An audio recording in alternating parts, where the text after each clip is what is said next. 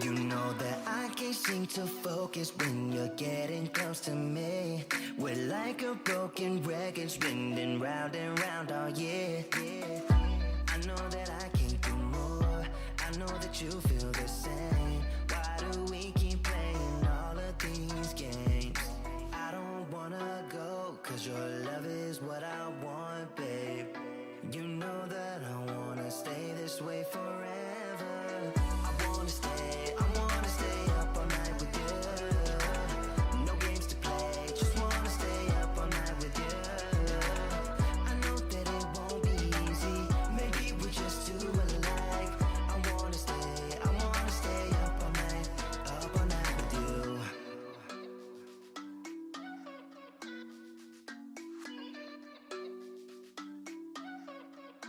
You know my friends think that I'm crazy, cause you're all that I can see.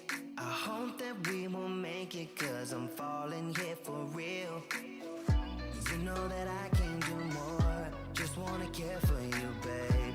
Why we keep on playing all of these games? I don't wanna go, cause your love is what I want, babe. You know that I wanna stay this way forever. I wanna stay up all night with you. No games to play, just wanna stay up all night with you. I know that it won't be easy, maybe we're just too alike. I wanna stay up all night with you. Up all night with you.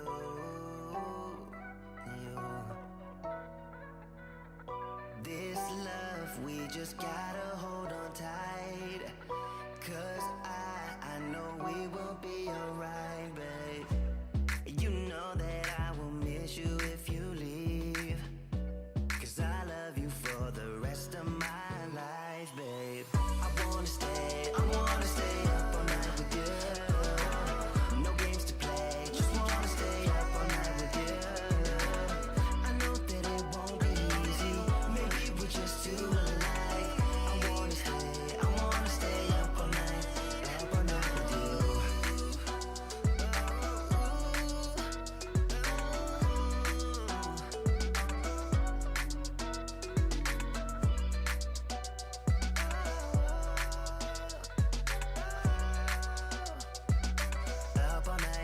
Up all night with you.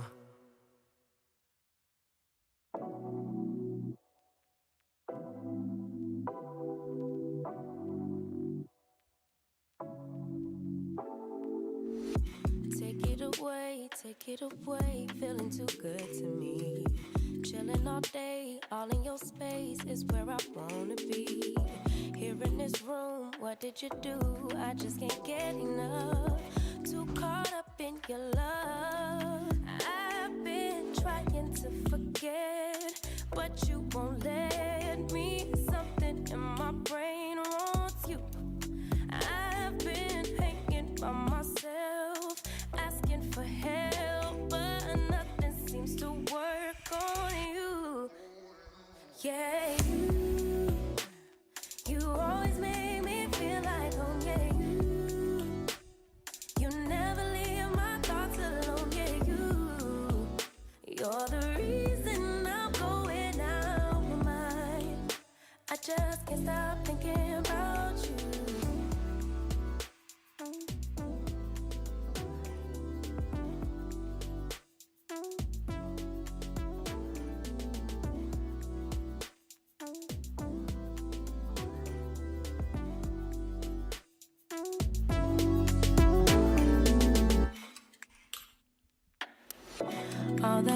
Ladies and gentlemen, boys and girls, welcome to the live stream. How are you guys?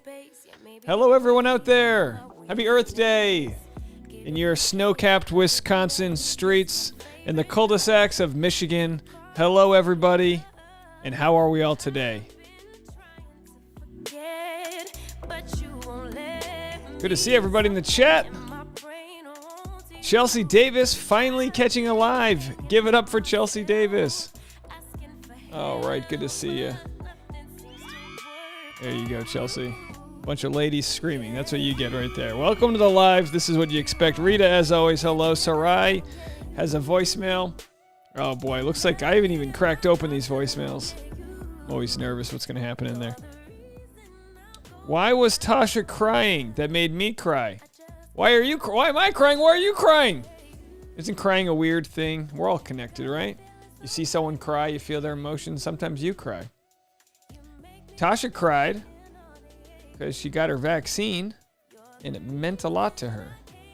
Sometimes, I wonder if this is... I mentioned this in a comment. When you cry after getting your vaccine, it obviously wasn't because she was in pain from the needle, but I wonder if the prick of the needle kind of got the blood flowing for some adrenaline, and then she thought about the whole year and how it's been difficult to separate ourselves from family and, you know, all the struggles we've been through. And, you know, it got the best of Tasha. But, I mean, I don't say that as if it's a bad thing to cry. Tasha cried. I cried when I saw Tasha cry. I cried. Because vicariously, I'm very empathic. And when I see people cry, it makes me... Sarai cried last night, too. Was that you didn't cry because of your boyfriend, did you? Diane wants to know how I'm feeling after my second shot. Well, I'm drinking this cold... This isn't a sponsor, guys. I don't have sponsors. But it's green screened. You can't see it because of the green screen. But I'm drinking this cold-pressed energy wheatgrass pineapple. And it's not that good. It's not that good. But I am certainly feeling stronger than Tasha was. Tasha got her she got her second dose on Saturday. We waited in line for 4 hours. And then Sunday, she was out. She slept all day. She was hurting, headaches, bunch of problems. I got my dose yesterday, and I got like a little bit of a dead arm. But I drank a lot of coffee, and then I had an edible. Let me tell you something. You have an edible and you're kind of okay. I think every vaccine should come with a 5 milligram cookie or something. Anyone in there agree with me? Hello from Pittsburgh, now living in Alabama to be near your grandchildren. All right, Grandma Linda's in the house. I'm sure. Do you go by Grandma Linda, or is that too? My mom is now a grandmother, right? And she refuses to be called grandma. She doesn't like that. Doesn't like it. What guy is dumb enough to call the girl they're fantasizing about and tell them about it? Oh, do we want to get right into it? I hope you guys understand. Let's see, that's not it. Let's get, is this it? How about this? Interesting news. Tayshia said that they're nominated for a freaking MTV award. So my question is, if The Bachelor wins... Oh, hold on. What's going on? Hold on, folks. I just realized you couldn't see me. I had to redo a few setups over here, so let me just make sure you can see my display. Oh boy. There it is. I found it. Wow. Hello. Science. So yeah, I mean, if they win an MTV award, who gets the award? Does Brendan get it? Obviously, Zach's a good piece, but you'd think all the guys. I mean, does Yosef get a MTV award for most dramatic, emotional exit? Leah says Reality Steve is a creep, just like Dan Schneider. Let's stop giving these pervs power. Yeah, no one can see me. I've got all these settings over here, and sometimes they go away. So I just try to keep all my settings. Bullets, that's not it. It's complicated. It's a complicated job I got to do over here, folks. I got to talk and chew gum at the same time. Not easy. So Brittany, you got your second dose today. I'm feeling okay. I like I said, I had a couple edibles. I took half a serving to kind of like microdose. Just to like, you know, I heard that the vaccine can like give you headaches and stiff necks and headaches. I get headaches all the time, and I'd rather prevent that if possible. So I'm actually feeling pretty good. I got a little nap on the couch. I've been checking all the comments on my vlog channel, trying to like. I feel like the vlog channel, it's like training wheels are still on, so I'm kind of trying to push these videos to be like, look, people, you might enjoy this. Yeah, MTV Awards. Love is Blind. You think Love is Blind is a better show? Now, I guess this begs the question, like, what goes into winning the awards? Are we talking production value, or is it ratings based? Because, you know, there's a lot that could, you know, There's a lot that you could look at here. And also, will Chris Harrison be a part of that? And I always thought it was interesting when, with the Emmys, Jeff Probst would always win. They would always win an Emmy for Survivor. And then now that I've been binge watching Survivor, I understand how brilliantly produced the show is. But Bachelor never gets that love. Probably because the success rate is so horrible. I mean, if you're going to have an award-winning show, the success rate is so low on Bachelorette. That's like if you had, The Amazing Race and they only finished the race 1 out of 25 seasons. You know what I mean? I don't know. Hollywood Noir says you got the vaccine on 4/20 and it gave you tiredness and chest pain. I went to go get the vaccine on 4/20, but they had shut the site down. So I had to get it yesterday instead. Which was interesting because yesterday I drove right in and didn't have to wait in line at all. And I was actually kind of looking forward to sitting in line all day. Weekend Lanny says, Dave, do you watch Love Island? I do not. I do not watch Love Island. Am I missing something? All right, Ashley Rios, you're ready to moderate this chat. She says, let's talk about Demi. Well, I mean, look, I don't want to spend, obviously, the thumbnail for the video is Demi, but I don't want to spend too much time sharing my opinions because I've already gotten into those. If there's someone in the chat who wants your voicemail read, because sometimes I get a lot of voicemails, so if there's someone in the chat who wants your voicemail read, just tell me the area code of your phone number, and I'll try to get to your voicemail first. So let's just pick this up with our most recent voicemails here. Oh, hold on. Just when you thought you had the right audio. It says it should be good. Let's go for it again. Hey, Dave. My name's Jess from Nashville, Tennessee. I just want to say on the whole Reality Steve thing, I have always felt that Reality Steve is a huge creep. If you listen to Chatty Broads with Becca and Jess, consistently throughout their entire podcast, they've talked about how problematic and a bully Reality Steve has been, especially to female contestants, and also how he has no respect for people of color contestants such as Matt, Tasha, Rachel, and I think that's no coincidence. So I think he needs to go. He disgusts me, especially after all the things that Demi came out with, and The Bachelor in general just needs a huge overhaul without Reality Steve. Love what you do. Thanks. Yeah, you know what we need Marie Kondo. Is that her name? We need her to come in and sort of help us feng shui the closet of Bachelor Nation. I think that's what we need. Hey, this is Fry. Another update. So update number 4 on Mark, the guy I've been kind of saying. Mark. So I told him that, he can come over. So I texted him last night. I said maybe he can make it over sometime. And then I need a little guy code help here because I don't speak guy language. I got you. He said, since you've been there and will be there. And I said, yeah, I will be. And then he says, I'll try. I say, okie dokie. And he sends me, okay, with a winky face. So that means I said, yes, I'm hoping. I am so bad at this. But, we texted, we flirted. So it's just, I'm still trying not to overanalyze everything. So it's been like an emotional roller coaster for me. But this is what happens when you date. So I just need some guy input on that. All right.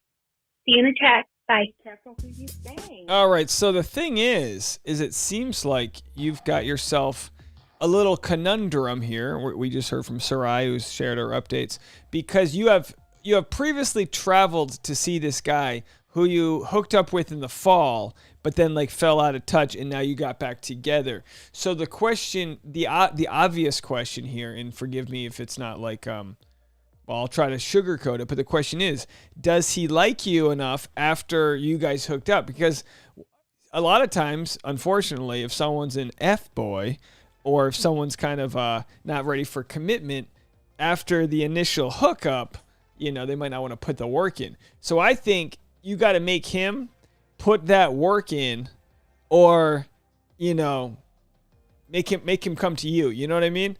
I don't know. Let me know what the chat room thinks. I think, guys, either make two things can happen. Either he fights for you and then he sees an added value in you, or he doesn't, and then you more quickly realize this guy was just looking for something, fresh and easy. So that's kind of my thought on that. I hope that makes sense. Rachel says, stupid guy code, done with that. Just ask him what he means. If he doesn't want to give you a straight answer, drop him. Well, sometimes, yeah, but sometimes, you can spook someone if they're like, sometimes maybe the guy's got a busy day and he's at work and his mom called him and there's something going on and you're like, why aren't you paying attention to me? Then he can be like, whoa, pump the brakes. Like, you do have to make sure you're not overbearing. I don't think you are. I'm just saying, but also let his actions speak for themselves. Ashley says block him. She's not on a block him level. What are you guys talking about? You're just going to block the guy? They've already gone on dates. Girls always try to dissect what guys are saying when they are actually very simple. Mike says, what up with these men using their privilege to prey on women? All right, so let's go to another voicemail. I got a couple of yours here in the chat. Let's see if I can find any of them. All right, here we go. Nice one. Hi, Dave, Neal, calling from Middletown, Iowa, because there's nothing better to do here. Yeah, and also I'm on a soapbox hardcore right now about Reality Steve. Like, of all the stuff you've been covering recently, this is the one that has got me to call in because I like to think of myself as an empath to a fault sometimes, and Reality Steve gets no empathy from me for this one because I just can't figure out. Everybody's different, but for me, like, in what world do you call someone who you're not like best friends with, okay, to tell them that you had a dream like that about them? Much less go out of your way to like set up a phone call because you can't say it over text, and then for him to text later that it was really hot or he wouldn't have told her. Like, clearly he's using really crappy pickup lines, and like it's just not sitting super well coming from like a slut-shaming middle-aged dude. Anyways, keep it real. Good luck. Sorry nobody's there to cook you dinner. That sounds like something I would do to my husband. Love your show. Bye. Thank you so much for the call. Look, you guys, I hope you understand how little I want to talk about Reality Steve. As I mentioned in my first video, and again, I got so many messages from people, and I was in the shower with my significant other, trying to conserve water on this Earth Day, as you do. When you live where I live, you need to make sure they're not in a drought. Yeah, that's what it was. So we were washing behind our ears, as you do, and I was like, man, I got like 3 or 4 messages from people that want me to make a video on Reality Steve. And by the way, Tasha could care less about this. She's like, why are we talking about this? But I was like, I'm just not going to do it. Why am I going to make a video about a guy who does his own commentary on the show? But he's got his own like sort of place within the society. But wouldn't it be weird if like someone else that recaps, I don't know, it got to a point where I was like, is this really a story? And then people kept on messaging me. And I was like, all right, I'll check it out. And that's when I watched the Chatty Broads, and then you go, okay, you do the empathy thing, and you go, all right, good apology. Reddit agreed. Reddit said he had a good apology, and Reddit's very tough, so if they approve. And then he's changed his ways. He hasn't talked this certain way. The only time I ever heard him speak before was when he did a Clubhouse, and he seemed to be on the side of inclusivity and wokeness and all that jazz. And then this gets dropped, and then you go, whoa, this is, all right, this is, people will do what moves they think will work, and I bet you this wasn't a first time thing. You know what I mean? So it is like, yikes. Ooh, like he would have been better off saying, you know what? I did have a dream. Like, I'm just hypothesizing, but if he said, I did have a sexual dream about her, and I was attracted to her, so I was going to try to use that as a pickup line, that would be better than trying to like still hide and like, no, we were just friends. Bro, just admit it. You were kind of like you got a little heightened sense of, whatever going on. You had a full tank of gas, if you know what I mean. Just call it out. Call it what it is. I was a creep. I shouldn't have. Obviously, I didn't realize, or maybe I did, that members of Bachelor Nation are afraid of my opinions, so they feel like they need to assuage a situation, and that's an abuse of power on my end. Something like that. And maybe that's where he'll get to.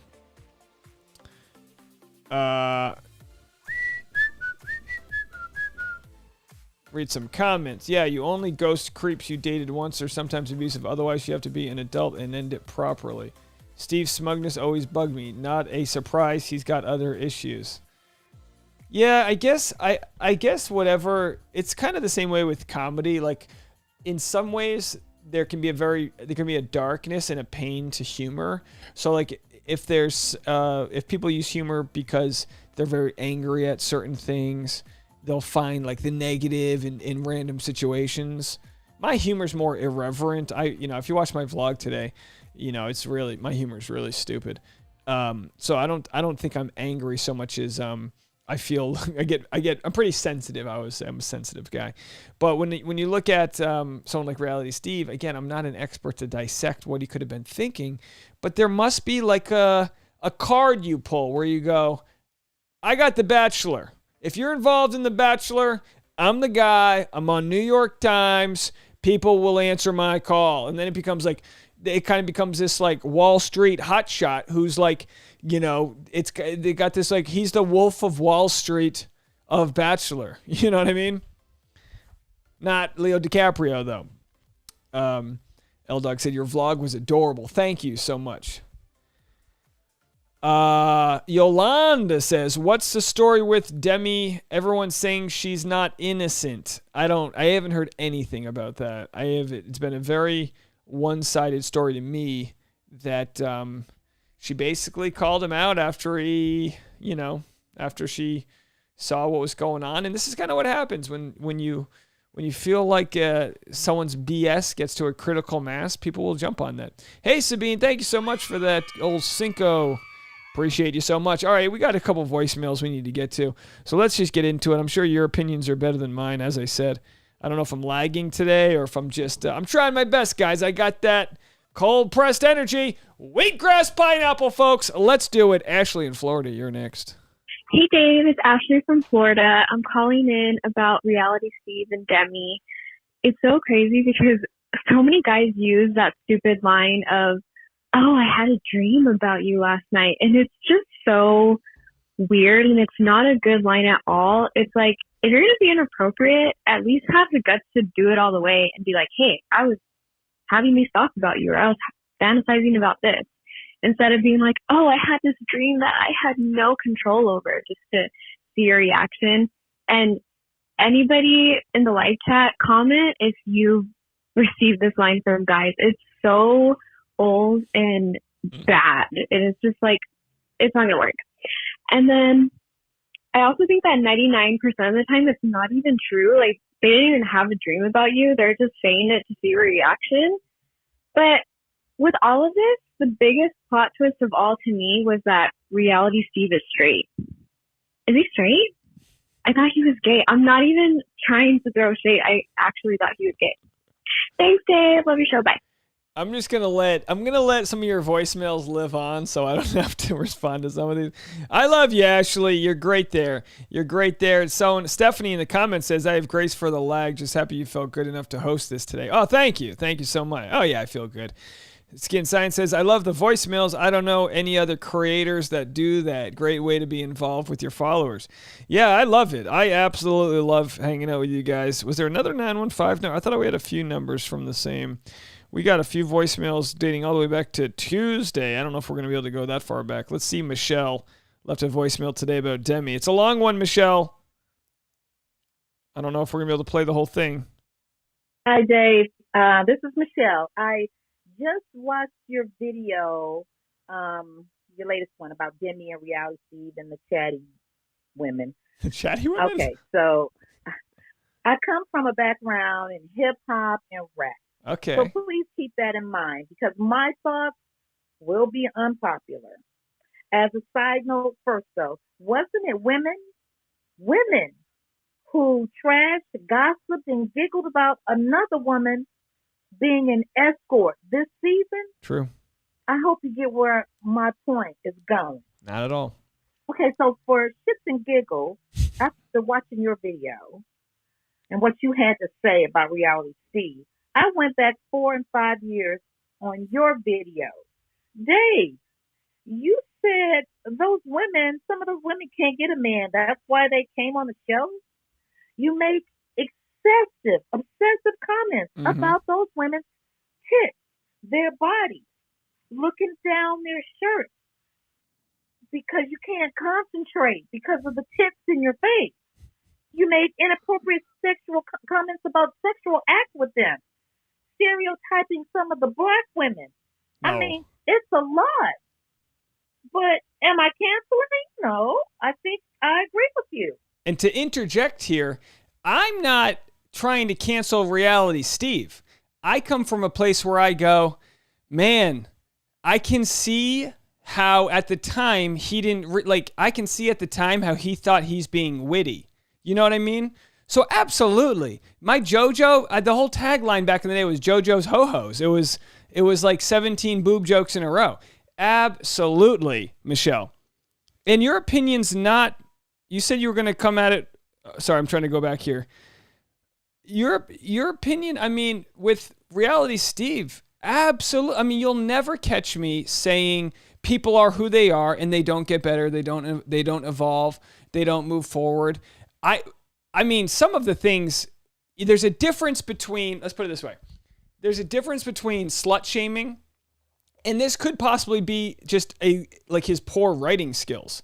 But there's a difference between dancing around humor, and I'm not using that as an excuse, versus like saying so-and-so's on a show because they what did he say about Jade? Something about she did Playboy because she was a sexual assault victim. You know what I mean?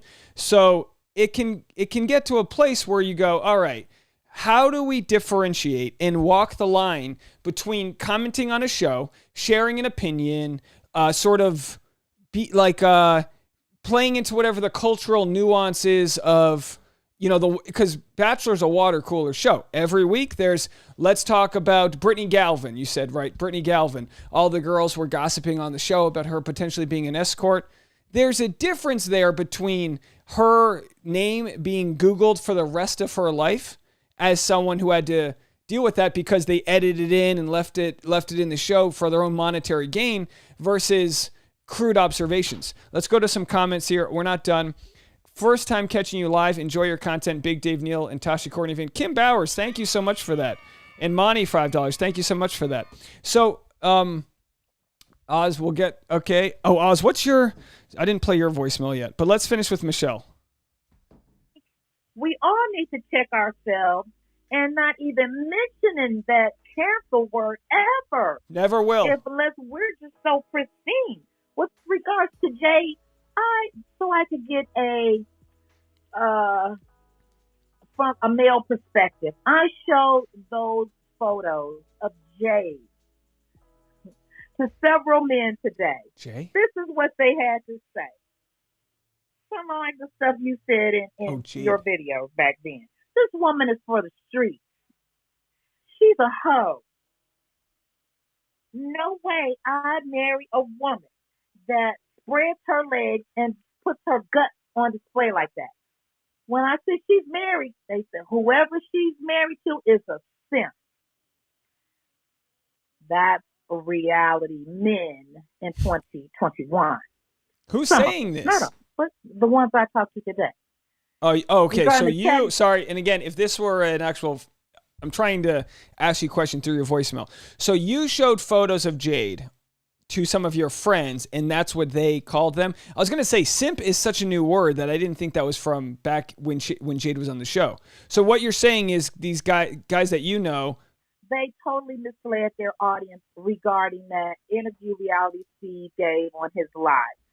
Total manipulation with them two. The Confederate flag wearing Demi, do you honestly believe she was, the Bachelor Reddit posted all of that information about Demi, Christian, and Hannah Brown, living in Hannah Brown's apartment building before Reality Steve did his normal blog about what was going to happen on that episode.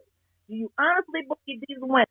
All right, Michelle, Just so you know, I didn't touch anything. That's the 3-minute mark. You can only leave a 3-minute voicemail. It cuts you off after that. So basically what you're saying is you talked about Demi's problem with the Confederate jacket that she had. Of course, with Reality Steve, people accepted his apology. You know, people in the Reddit, if you go to the Reddit, the video that I made, were like, man, he gave a pretty good apology. And then in his Instagram live, he was saying, you know, I'm changed, I'm different. And then Demi Burnett said, then that's when she dropped her information saying, no, you did this 7 months ago to me. So the deal is, it's like, look, people are complicated. Reality Steve may have found avenues of ways to improve his writing to be less slut-shamey, less creepy, less misogynistic, but he still had a card he was playing in the private life. Now, does that mean that he's an awful guy, and he's only focused on doing good for performative reasons and the rest? No, I don't think so. I don't know what it means, but what it means is he's a guy in his 40s from Texas who's using the card he has, which is the cachet, the equity in Bachelor, to potentially network in, like he probably realizes, just like we all should realize, that if he didn't have the clout he had, she probably wouldn't have responded to him in the first place. Like I get responses from people in Bachelor Nation, and I obviously cover the stories, but like if I wasn't covering Bachelor Nation, people probably wouldn't respond to me, but they're like, oh, let's make sure that not that I'm not the type to bash any of these people, but I can understand how people would be like, let's be nice to Dave so that he says nice things about me. To Katie Thurston's credit, I've always said nice things about Katie Thurston before her and I became BFFs. We're not BFFs. I'm kidding. But if you're listening, Katie, call me. Come on. Hang out. All right. Jess says, official definition of simp, silly or foolish person. Yeah, I get called a simp a lot. Chatty Broads didn't tag or send their video to Jade directly. Used trigger warnings, and Jade afterwards thanked them. Yeah, we made the video today about Jade, thanking them for. No, Teresa says Reality Steve was probably hinting at a threesome. Skin. I hate the word simp. It's just stupid and always used. So simple-minded people don't have to make a valid argument. You know, that's a really good question. You know, you make a decent argument, and then someone just calls you a simp, and you go, "All right, I guess you win." Yeah, going back a little bit, Rachel said, I can't stand that judgment. Those men have no problem looking at those photos with regards to Jade's photos. Yeah, there should be no judging of somebody. And again, I shouldn't tell you what to do, but if you are judging someone for what they do with their body, they do with their photos, it probably says more about you than it does about them. And then, so like, if you're jealous of somebody, or if you're hating on somebody, like there used to be this guy I used to hate on in the comedy community. No, I didn't do it out to hurt him. I was just super jealous of him. And I realized, like, well, it's because he's getting the success that I want. And you realize that, and you go, okay, well, I'm not a bad person, but I need to reframe my way of thinking. And men that might look at someone's old photos from Playboy, and if some guy's got some problem with it because he can't control like his reaction to a beautiful naked woman, that's something he's gonna have to address with himself and go, what's messed up about me that I can't respect that someone decided to show their God-given natural or unnatural body in their natural or unnatural habitat. Let people live their lives. Don't get so a lot of conversations on the simp thing. Amara says, it's crazy how this all started over Matt James. However, I do feel like Chatty Broads had ulterior motives, re reading his past work. Yeah, I mean, they might have I'm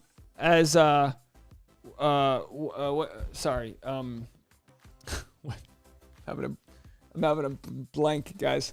The vaccine's finally hitting me. Let's just play a voicemail here. L-Dog. Let's go to L-Dog. Let's see what she's going on in Canada. Hi, everyone. Hi, Dave. It's L-Dog. I just wanted to brighten everyone's day because I got some dental work done and my mouth is still frozen. So I wanted to say for everyone to hear Happy Earth Day because it's really hard for me to say. And, yeah, love you all. Bye. Well, thanks for the phone call, L-Dog. You had to go to the dentist? Is everything all right? Linda says, just got here. What did I miss? Well, we're kind of just talking about the idea of redemption and understanding that people aren't like we're not all perfect beings. I think that's kind of what it comes down to. Someone had posted in one of the Reddit streams and they were saying, rather than worry about what Reality Steve's doing, worry about your dad, your brother, your close friends. Like, worry about your own community and how to improve the relations there. And then from outward, we kind of build a better following. I don't know. All right, let's see which... got a couple. Got to get to Oz. Where are you, Oz? Over here. There it is. I got the sheriff. Let's go to the sheriff, everybody. Here he is. Oh, I lost you. There it is. This is the sheriff here. Just wanted to tell you guys on a side note. Here in Canada, we're really struggling here with the vaccine. They turned me away yesterday, so I've been kind of upset about that. But as far as the situation with Reality Steve, he's outed Demi with the Jenna and Jordan situation was very bad, and Nick was right to get mad at him at the time about the Demi situation, and Demi was right to release those messages. And thanks everyone for always keeping my spirits up with this community that we have, because it hasn't been easy. This whole COVID situation, and Canada has done a gross mismanagement of everything. It's just been absolutely terrible. Not to put my country on blast, but I guess I am. Thanks, everyone, and we'll catch you later. Bye. The sheriff. Oz! Hey, man, yeah, I'm sorry about the vaccine. What a bummer. You thought you were getting your vaccine yesterday, and it didn't come through. Hopefully, all I can say is we're going to get to a place pretty soon in the U.S. where people aren't going to want the vaccine, and hopefully we can help out our neighbors, because there's no point in having the vaccine in California or wherever you are and not having it in your neighboring states. We all want to protect each other. Absolutely. All right, let's go to the 407. In 30 seconds, I just want to say, I love your jean jacket. Where did you get it? Your hair is on point. Also, I just got here. I don't know what Reality Steve did. Can you kind of explain it in under 30 seconds? You're the man, and I don't want to click away from your video to find out what happened with Demi and Reality Steve. So if you could explain in 5 seconds, you're awesome. Well, thank you. Everybody be well, be safe. This is a jacket I got. It's a Wrangler, just a standard Wrangler jacket. Thank you so much. And shout out to Abby, who said edible Dave is a vibe. Look, I only had it half an edible, so I'm not I don't know if it's the edible or the vaccine, or it's this cold pressed energy wheatgrass pineapple with guayasa leaf with probiotic cultures. I don't know what it is, but we got a vibe going, folks. All right, you want a 30-second update? Let's get a timer going. Hold on, folks. Get a timer going on my phone. We'll give you 30 seconds. You guys ready? All right. Let's see if we can get that going. You see that? All right. So what we have here is Reality Steve was outed by the chatty broads in a Reddit thread for misogynistic posts from years ago. He had already apologized for it, but then he apologized again. He said he's pledging to do better, and he's been better in the last couple years, which a lot of people said, that's a good apology, good for you. And then Demi Burnett was like, hold my daiquiri, not true. 7 months ago, you messaged me saying you had some weird sex stream, and you thought it was funny and hot, and I think that's weird because it's a position of power, so he got outed, and it's a double apology. Now no one believes him. Stop!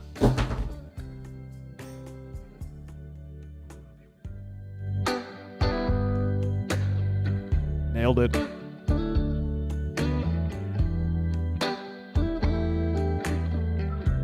Leah said 30 seconds to cram a lot in. Hey, we're talking about the college days. Okay, didn't make sense. They don't all make sense, folks. We're doing it live. All right. It's a good vibe, isn't it? Da-ba-doo-doo-bum. Just losing my mind. All right, here we go. 202, you're up. Hey, Dave. I'm watching your live. This is Grace from DC. Hey, Grace. Good to hear from you. Shout out for DC statehood. Statehood 51! You were saying that Steve is the Wolf of Wall Street, but I think he's more like Gossip Girl. Nobody liked Gossip Girl. He or she was ruining everyone's lives, but everyone liked the drama surrounding it. And I think whenever you're going to have a show like The Bachelor and these reality TV shows, you're going to have people like Reality Steve. Anyways, I watched your vlog and I really, really enjoyed it. I think you have a talent for all things video production, so I think it'll be cool to see your vlogs in the future, and I hope you have a good life. Grace from DC. From the 51! Maybe. Hopefully. Get that representation. Thanks, Grace. Thanks for watching the vlog. I appreciate it. I love using my film equipment. I've got so much film equipment. I just don't make vlogs because they don't do well on my channel. But I'm realizing I need to have faith in my storytelling. I need to get out there and, do a better job at it. So for everyone that's watching the vlogs, they will, now that the vlogs are on their own channel, I'll go to it right here. Now that they're on their own channel, they will take off because the watch time and retention is very high on them. So if I go to, I think I'm typing it right here, just search Dave Neal Vlogs, which I now linked it to my main channel, but I mean, it's a good thing for 3 weeks, less than a month, and it's got 1,200 subscribers. It's a good thing. In the latest video, I thought, I showed it on some earlier videos, but my favorite part, can I play for you guys my favorite part of the video? It's the part where the dog, let's see if I can find it here. I might have to, it's the part where the dog gets in the way of us setting up the cowhide. Hold on, let's see if we can find this. Here, let's play this part. There you go. I got 2 cowhide rugs. They're very beautiful.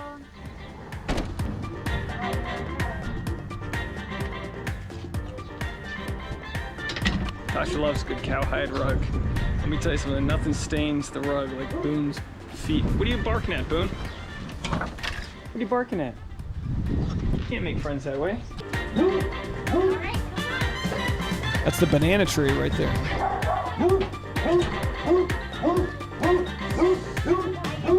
So these are going to go underneath the couch? Yes. All right. We finally have rugs from underneath the couch so we won't be sliding every time we take a seat. So I watched all the vlogs. Brazilian cow rugs. She got a couple of them. Are those them? Yeah, these are them. To bring them in, we're gonna set up the time lapse. I love this so you music. Can enjoy them as we set up these rugs because we love our cement floors. They're amazing, but they're super slippery. So every time we sit in the couch, it slides into the corner. This is the first one. It's blonde and super fuzzy. Can everyone dance to this? Like it. Watch this time lapse.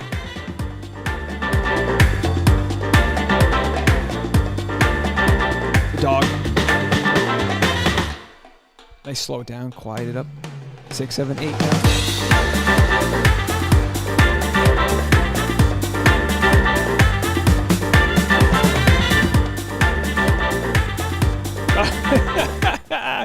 Oh, what a weird life it is. I'm showing you a vlog like anybody cares.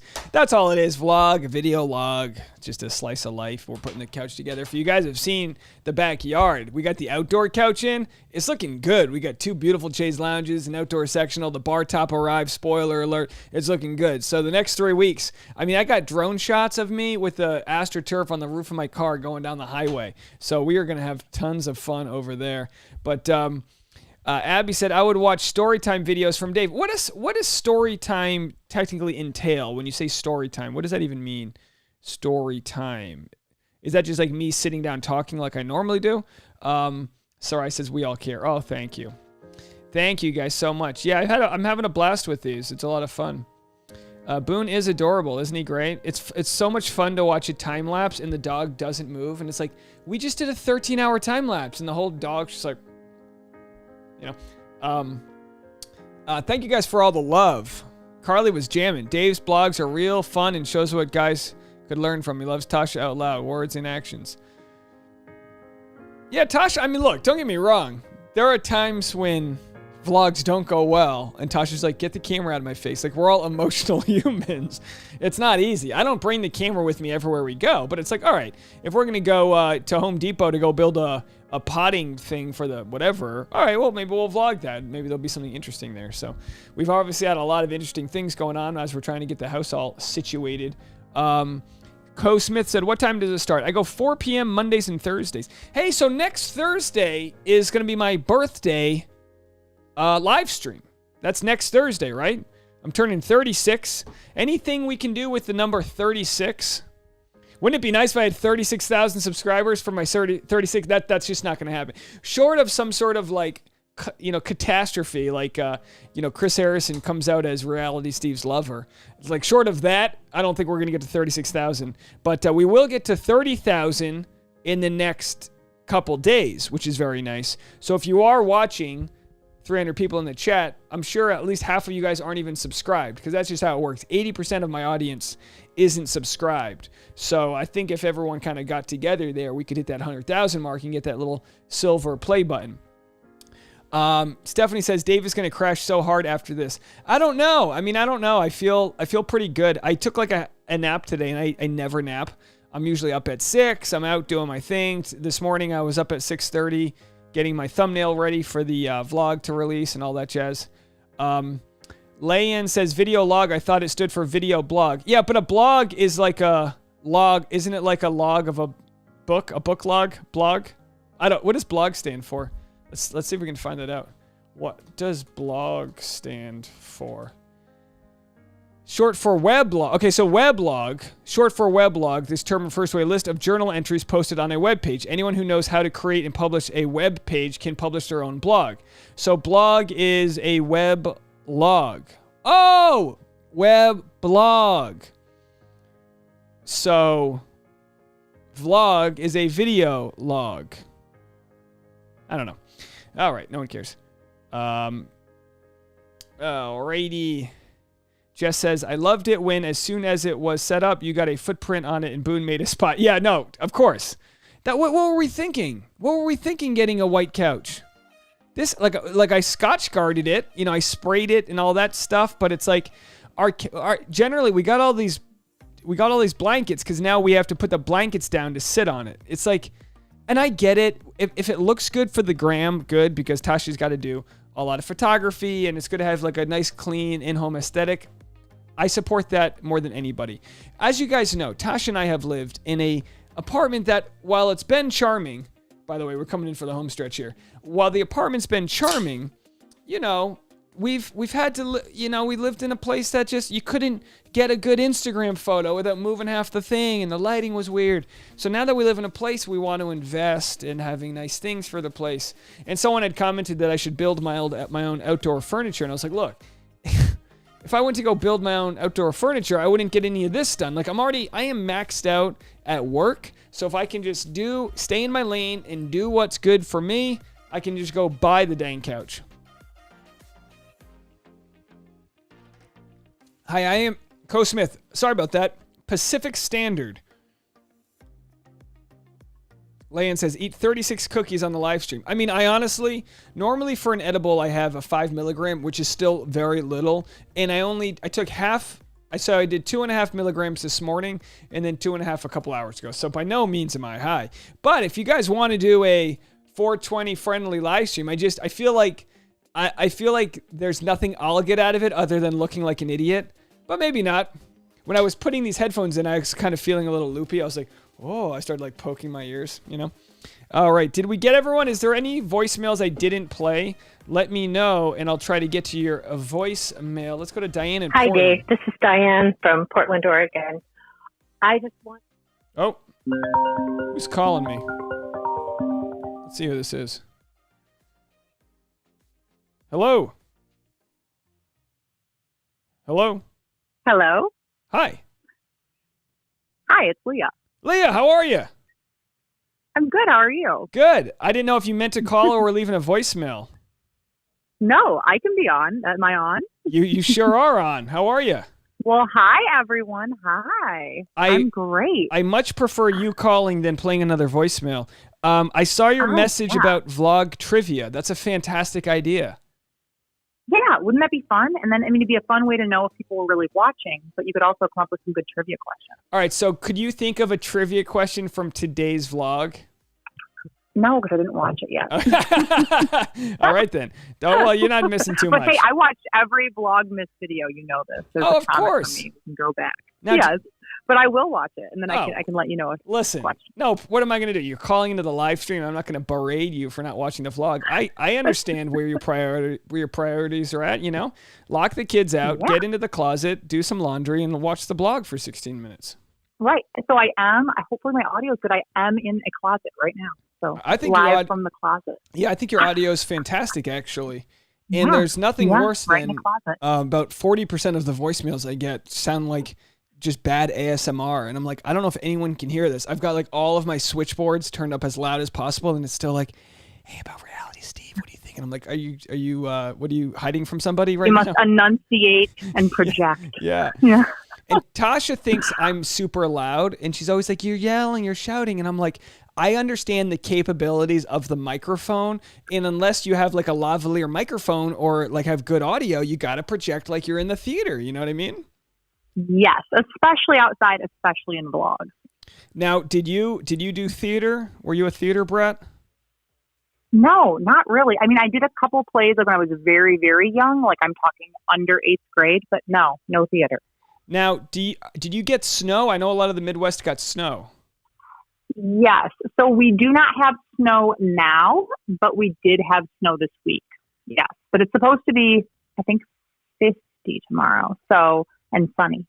I think one of my favorite parts of this year was in Michigan when I went to my buddy's wedding and we just went on some lake and swam around. Yeah. There's lots of lakes here. It's a Great Lakes state. I got to give it Great to you. Lakes, great time. But is it worth the winter? I mean, I'm born and raised, so it's hard to say.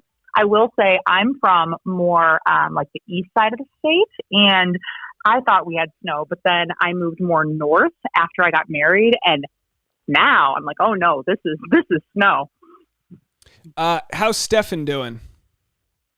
Stefan's doing well. He's really busy with work. We're excited for good weather, and hopefully we both had our first vaccine. We're waiting for the second one, but hopefully getting out and about more with the kids this summer. So we're excited for that. Did the vaccine affect you more than him? Because I'm hearing that women are having a little more of a hard time with this. Well, we only got our first dose, and I was fine. I just noticed like some, arm soreness. I was fine. But I'm kind of nervous for the second dose.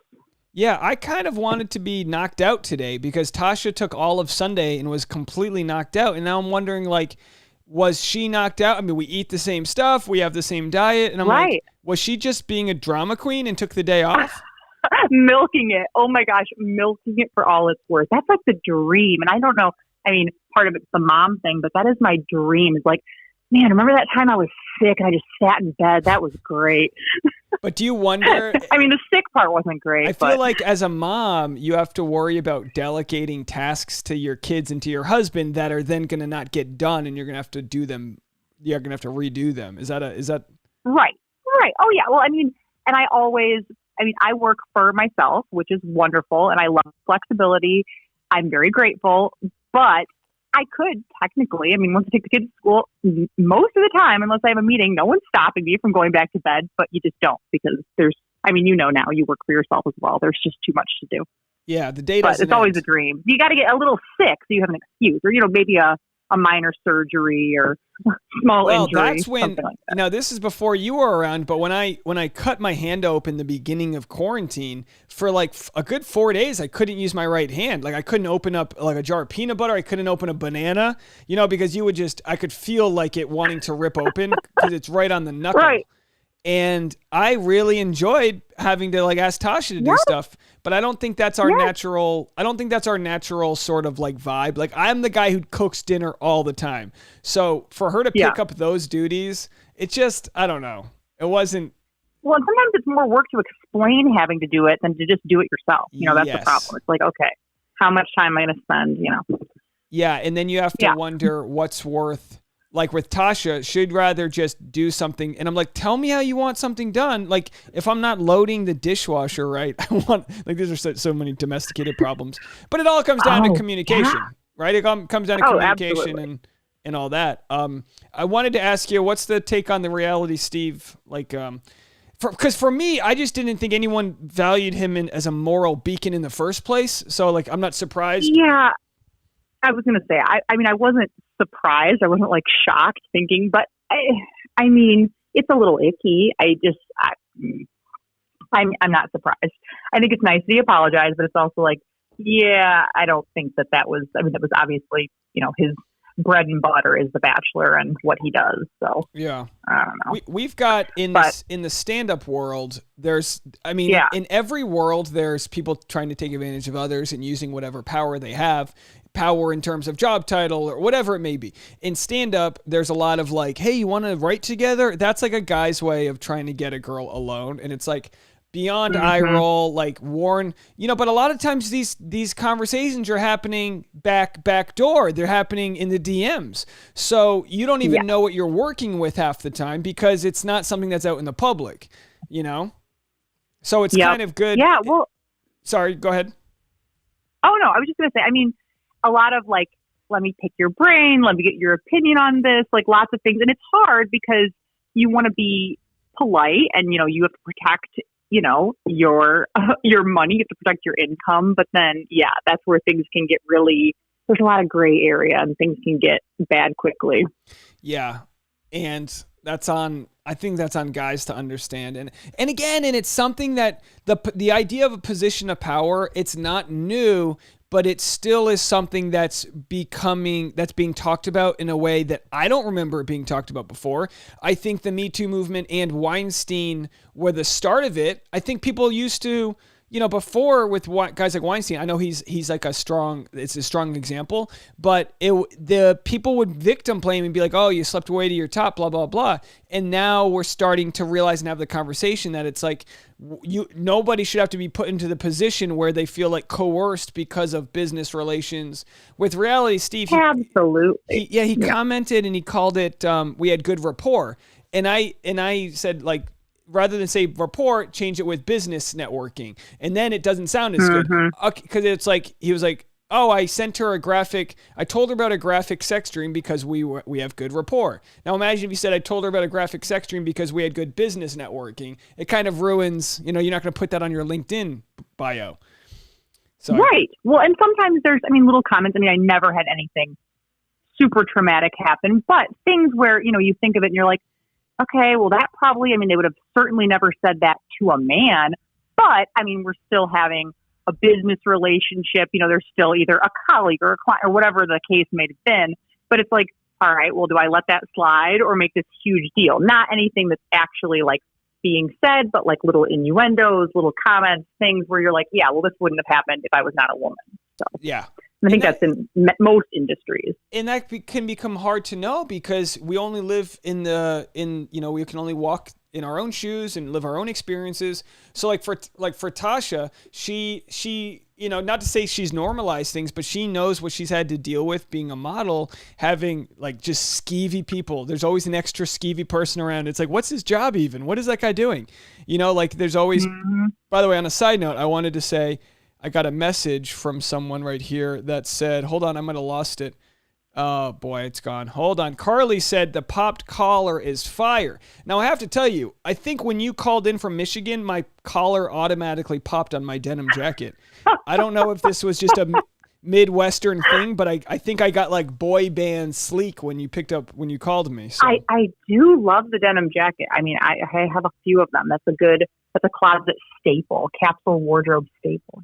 Now, because we're close in age and we're long lost cousins here, I'd love to I'd love to unearth a few more nostalgic things about you. Which was your favorite boy band? Go for it. Which was your favorite boy band? NSYNC. You were NSYNC? Okay.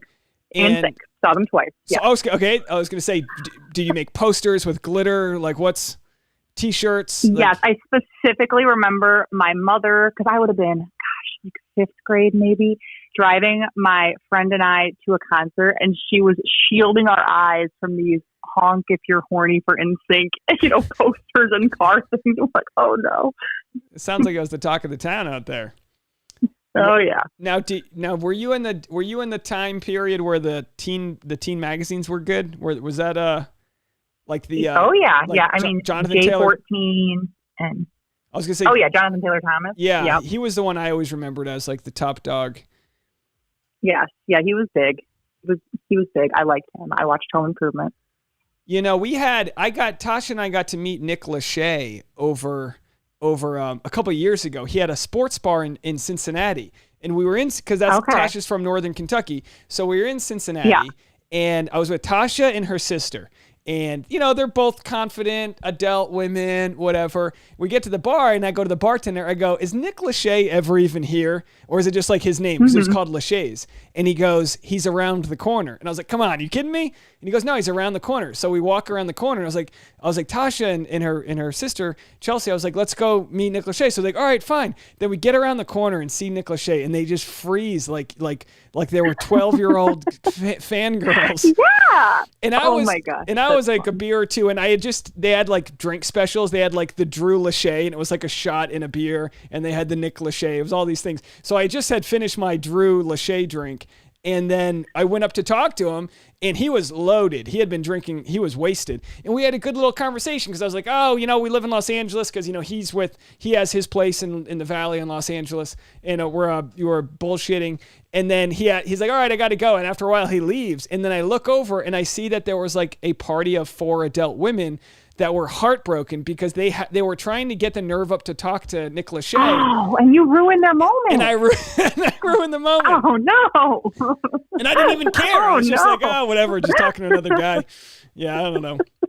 That was my fun Nick Lachey moment. That's fun. Yeah, well, hey, I have to tell you really quick, and feel free, you can drill me with more questions. I'm sure I'm boring your audience here, but I called because I wanted to have a funny story, a lighthearted moment is we took our bunny. We have Sunny the bunny, a Holland Lop.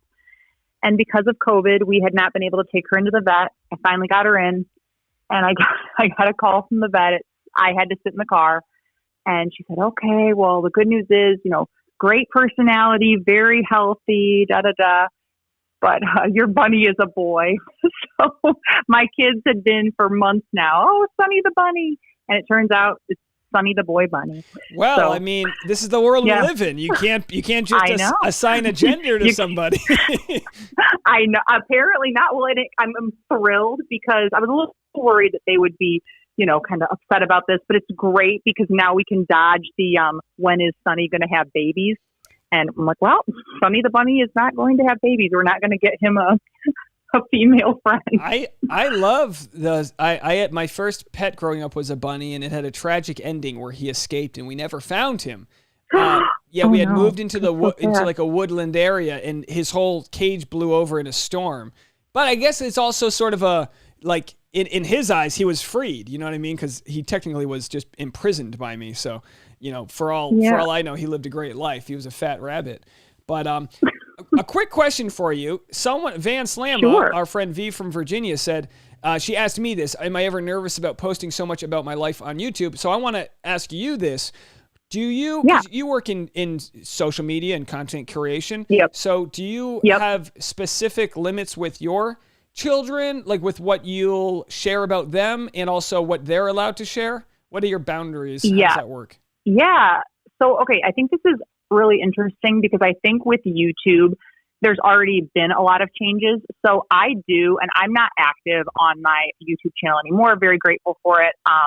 But it hasn't been active, maybe again at some point, but I'm just focused more on doing social media for other people now.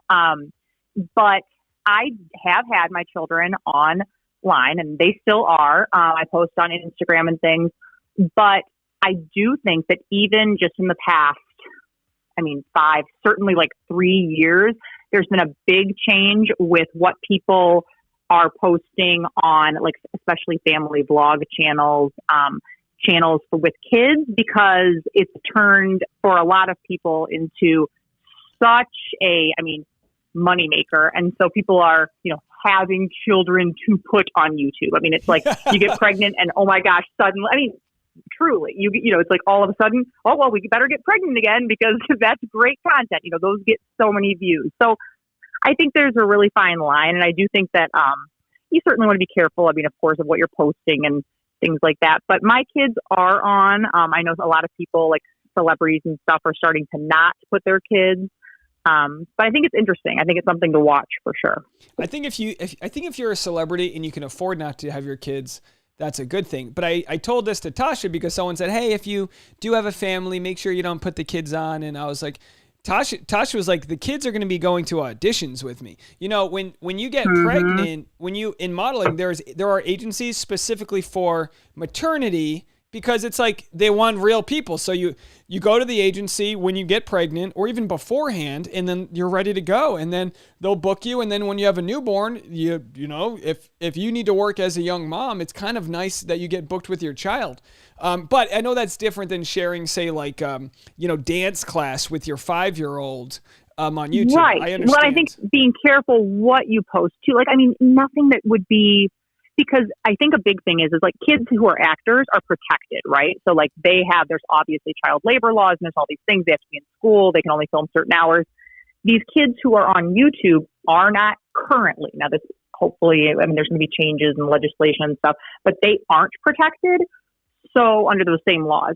So that can become an issue, because if the child is the main focus, like in Tasha's case, it wouldn't be, doing a modeling shoot or something. But if the child is the main focus, and then they aren't protected, it's like, what's going on with that? And also, what are you showing? Like, are you showing something that's going to embarrass or harm them?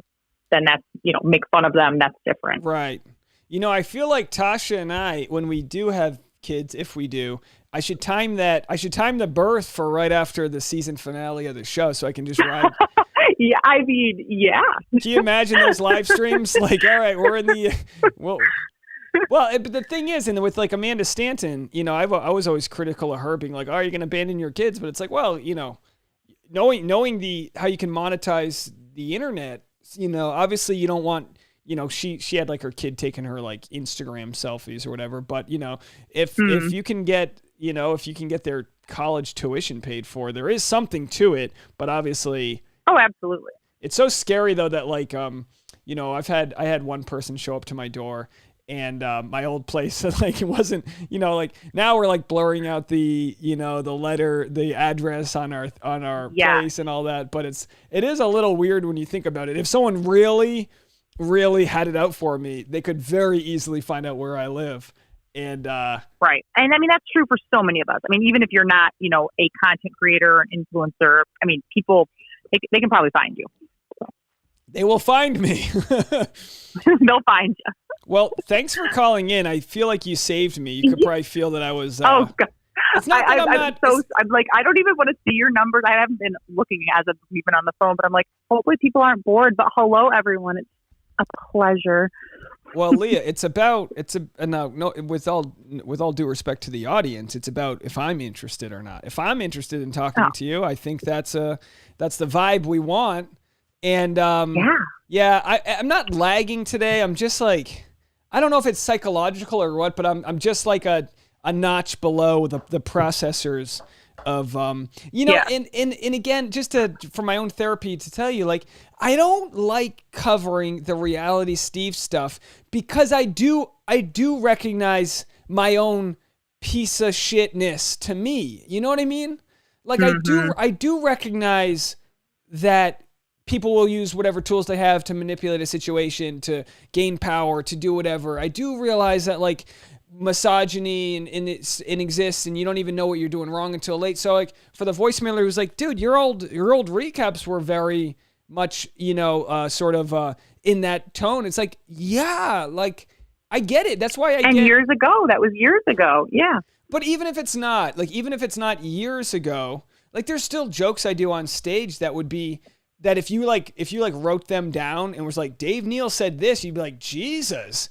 But there's like, that still exists in a world, in a world over there with tone and you're sort of like, what you're, not just what you're saying, but what you're trying to say. So like with Reality Steve, with the snarkiness of his writing, you can't defend it, but like, it's almost like with Taylor Nolan. I even said this, I was like, geez, these sound awful. But I'm like, humor is making dark things funny, but she would just say like the premise of a joke. She would just say like the dark thing. There was no like punchline to it. you know, Right. and people laugh at a punchline because it cuts through whatever the preconceived notion was. So knowing that, I go, was Taylor Nolan trying to be edgy, funny? And is that even wild? And people have accused me of just being way too understanding of people, but it's like, we've all got like uncles that tell you a horrible joke or whatever, and you're like, oh my gosh, I know this guy's not a bad guy, but like if he said this in my friend group, they would disown me. You know what I mean? You know, from Michigan. Yes, exact. And that's, I mean, maybe it's our same uncle because we're cousins, but I mean, I feel I completely relate because there's so many things that I'm like, yeah, but you have to look at all sides and try to give people that benefit of the doubt. I don't think that makes you a bad person. You're just trying to see things fairly and, you know, not that cancel culture way. But and it's almost just we'll have to come up with a list of. I just don't. No, go ahead. I just don't see people on a pedestal. I just see us all as like calling our moms, telling them how we're doing, having a bad day, trying to eat healthier than we actually do. Like I just see that. I don't know, but I do understand that like that people should still be fed up by like the norm. I just think like, you know, reality Steve, it's like, what did you expect? It's a guy in Texas who recaps a smutty TV show. Like I didn't, you know, it's not like you know, this was like the you know, the editor at large of you know, CNN or something, you know? I don't know. Not that requires more morality, right. But we need a little glimpse of that it's actually true then before we can jump in and say that we all knew. I think that, you know, people need that. Yeah, and for me, and you know, it's not to beat a dead horse here, but it's just like, it's not that I forgive people or don't hold them accountable. I just, like, these aren't people that I just never saw these people on some sort of morality stage in the first place. So I'm just like, yeah, all right, well, I'm not surprised. The guy shot his shot. He's a piece of crap for what he put like someone half his age through. But also, like, who else is he? I don't know, Leah. We're not going to get to the bottom of it. I get it. I think it's that 30. I'm not going to call myself mid-30s yet. I'm 34. You're going to be 36. But wow, I think it's that, you know. Yeah. But, yeah, we'll have to make our list. I'm, like, trying to think of all the things. The LeBaron. What else? Oh, Greek. Yeah. So, Leah. There's, like, all the things. So, people are asking if we're actually cousins. Maybe we should just let them figure it out. Yeah. Maybe Leah and I are cousins. Yeah. We're cousins. I'll pull up a side-by-side of you here. Hold on, gosh. Yeah, this is I got your Instagram up here, so you'll get a whole new 2 followers. Much for the promo. Yeah, there we go. Completely. You're the blonde. I don't have. What's your natural hair color though? Are you like dirty blonde? Yeah, like a dishwashery color that, you know. Do you have, gotta add the color. Now you've had kids, so like, I think when you have kids, you get gray hair sooner. Is that correct? So I mean, I feel like they're giving me more crow's. I'm like, maybe more crow's feet than gray hairs. I haven't really had a problem with gray hairs yet, but I don't really mind because I color my hair. So when it happens, you know, it's all right. Well, I ask because my sister and I are Irish twins. She's 11 months older than me, but she's got 4 kids and she's got a full head of gray hair. And I'm starting to get this patch on my chin. It's just in one spot. And then I've got maybe probably 20 or 30 coming in. And I think like 4 years ago was my first one. And I'm just kind of waiting to turn that corner into a Peter Krause. And just kind of go. Once you and Tasha have a baby, then I'm sure they'll pop in for you. Yeah. The thing I look forward to the most is getting one of those joggers so I can run the baby around town. I just want to be like the dad. Oh, we both run. That's another thing. There you go. There you go. So you're LeBaron. What year is your LeBaron?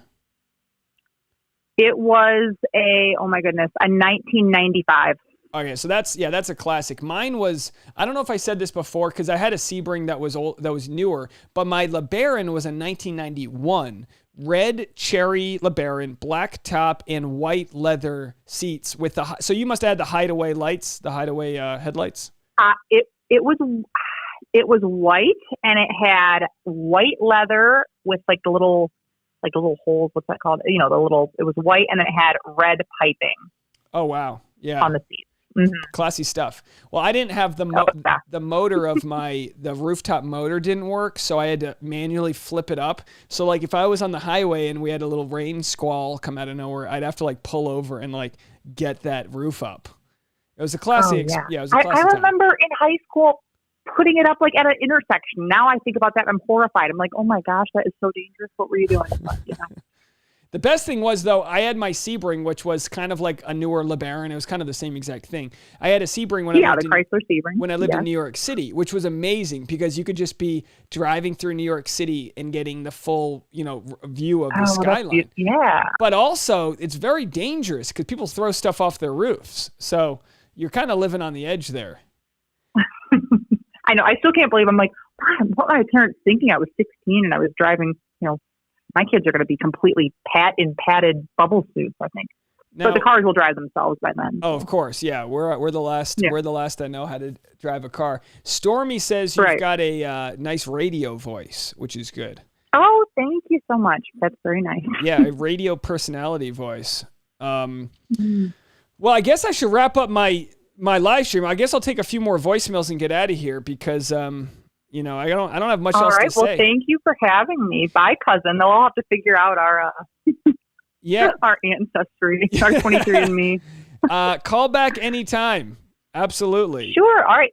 Yeah. Thanks for having me. Have a great night. I hope you stay feeling well after your vaccine. Thank you so much. I'll talk to you later. Yep. Okay. Talk soon. Bye. Bye. All right. That was Leah, everybody. We got her Instagram up here. Leah Tackles is on Instagram. Cousin Leah. We'll call her Cousin Leah from now on. Let's just get a couple more voicemails in, and then let's go to Alyssa in Utah. All right, Alyssa in Utah. Hi, Dave. This is Alyssa from Utah. I just wanted to say, as a gay woman, that two things in Bachelor Nation are really getting my goat right now. First of all, Colton. I am a gay woman, so I am proud of him for coming out, but at the same time, so horrified for Cassie. He has basically admitted to doing it and not apologized, and I'm horrified at that, and that he thinks he has the right to continue being in the spotlight is just horrifying to me. But the other horrifying thing is that Reality Steve didn't apologize to Demi for outing her. I didn't know that he did that, but that's one of the worst things that you could do to a gay person. I'm so horrified that he did that. And I just would like to see an apology from him. Yeah, thank you so much for the call. Anyway, bye. Thank you so much for the call, Alyssa in Utah. And you're absolutely right. When I made my video about Reality Steve earlier, he owned up to his misogynist blogs and some other things, but he kind of doubled down on his thoughts about Demi. And I thought that was just a golden opportunity to be like, I dropped the ball. Someone in the comments had said it perfectly. If Reality Steve could have just said, hey, I do spoilers on the show. I should have ran this spoiler by you before I released it, in the very least, so you can tell your family and all this. I think what happened was he didn't care enough to understand how it would affect others. I don't think he had some sort of vindictive attitude towards Demi.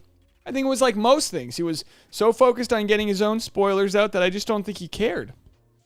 Van Slamus says, seriously, not cool of Reality Steve. It reminded me, I've been marathoning old seasons of Survivor, and there was a contestant who was trans on the show, and at the tribal council, somebody outed him. And immediately, like within a 1 second window, the guy says, don't you want to tell everyone you've been lying to everyone and you're trans? And then immediately everyone was like, dude, what are you doing? It's almost like maybe we need to do a better job of understanding how to handle these conversations. But someone's coming out, that's their story to tell. Lance Bass, we talked about in a few videos ago when Lance Bass was on the Almost Famous podcast with Ashley and Ben Higgins. He said he only came out of the closet because they were going to come out. People were going to force him out of the closet. Horrifying. Anjali with a $5 donation. Thanks so much. And I am sorry I didn't shout out the other donations. Pearl Romero, JJ, and G Easty. Thank you guys so much for your donations. I really appreciate all of it. I wasn't forgetting you. I was just in the middle of a convo. And Anjali P says, hi, Dave. Was wondering if you've sent out any emails. I'm on the mailing list, but haven't received emails yet. Love this channel and your vlog. Anjali, I have not sent out any emails yet. You're on the mailing list. I've been waiting. I don't want to blame anyone, but L-Dog knows. I've been waiting. I'm not pressuring Tasha, but I've been waiting for her to finalize one of her merchandise designs before I send out the email that promotes the merchandise. Because it's been the off season, it's kind of been something I need to maybe take more control over. Again, L-Dog knows, not your fault. You've done your thing, but with Tasha, she wants everything to be perfect, which I get. I totally get. So when that's ready, I'll send out an email. It'll be very soon, and then I'll do like a monthly update. Zeke Smith, that's absolutely right, Chris Gregor. It was Zeke Smith. It was horrifying to watch on Survivor that he was outed. Monica McCracken, thank you so much for the $5 donation. I appreciate that so much. And the guy who outed him probably wasn't a bad guy. He just wasn't thinking clearly. Like, what did he think? Like, I think he might have been a gay guy himself. So maybe because he was gay, he thought he could get this other guy out of the closet because he thought he was openly trans outside of Survivor. There's no justification of it. I'm just trying to imagine what this guy was going through because we're watching it like, geez, I can't believe this was on primetime TV. That this guy, they just it's kind of like the Brittany Galvin thing where Brittany Galvin, it's like, I can't believe they just threw this out there, like these allegations that she was an escort. It's like, don't you realize you can edit this out of the show? And the same thing with the Survivor, it's like if they really wanted to, you'd think they could have edited that part out. If the guy was like, hey, I'm still in the closet. I plan on staying in the closet. So could you not, there's a lot of violence against trans people. So maybe, it's up to somebody to decide how much, where they want to be at in their life. G. Easty with another 5. Thank you so much. Says, please do Survivor content. Thank you. We can't out these people. I'll definitely be doing Survivor content. And, actually, so, let's see here. Ann says, trivia question number 3. Where did Dave go for his vaccination? These are great questions. And just to clarify, Ann, I got my second dose yesterday, but in the vlog, that was my first dose. So this vlog was actually from a week ago. I'm sorry. Some of this footage was from a month ago. So I'm still getting through all the footage. So, so this was actually Tasha and I getting our first vaccine. So that's us getting our vaccine right there. Pam answers trivia, a lollipop. She got it. Your boy Dave got a nice lollipop. Alrighty. Let's see if we got, yes, L-Dog. Soon, we promise. Yeah, it's very soon. I think people are just worried. They're like, I signed up for your newsletter and I haven't heard anything. It's like, I know. I didn't want to burn my first newsletter without something to promote. So I'm still waiting to promote that. And as soon as Tasha gives me the A-OK, which might be tonight, I don't know. It's because she was working with another friend and it wasn't like something that was on the top of the other person's priority list. But whenever Tasha gives me the A-OK, we'll get those designs up and then they will be linked underneath my videos and all that jazz. Now let's see here. I think, listen to your videos or not. You're the most, let's see. I think we have a different. I really hope that you keep this in. Hi, it's Michelle and I'm from Virginia, Northern Virginia. I just wanted to say that this is my first time on your live stream. I listen to your videos every night and you are the most level-headed person for all of the Bachelor news. Thank so you. I just wanted to say I appreciate your content quite a lot. On another side note, I had listened to one of your videos a couple weeks back, and it was about listening to your voice. Listen to your heart. And I really liked what you said. I am a musician. I'm a singer-songwriter. My thing on YouTube is Michelle and Music. But I really liked how you shouted out musicians and you really supported musicians because we need that always, but especially in this pandemic, it's been quite a change. So I just wanted to say thank you as a musician and thank you for your content. And I just really appreciate you. If you want to listen to my song that I wrote last year, it's called Sing Above. And I wrote it about a diagnosis of mine, but I wrote it in a way that anyone can relate to it, especially in these crazy times that we're in. So I just appreciate you. Oh, sorry. I lost the last end. Hold on. All right. Keep going. Hope you stay safe. I'm glad you got the vaccine. I hope everyone decides to get the vaccine and keeps one another safe and well. Thanks. Bye. Michelle Ann, sing above. I want to make sure this is the right video. I think this is it. It's the 703 number from Northern Virginia. Did I have that right? Did you say Northern Virginia? I love Virginia. What a great state. Virginia is for lovers. Great state there. Yeah, when it comes to art, like in high school, I was in band, but I didn't really do theater. I did sports, and there just weren't enough hours in the days to do both, right? After school activities wise and all that. But I do wish, I think when people do something, whether it's in music or theater arts, I think just by getting yourself into like a team sport of art, you just open yourself up to a new type of people that are expressing themselves and being free with their emotions, or at least trying to, you know what I mean? So I've always gravitated towards the performance aspect of people.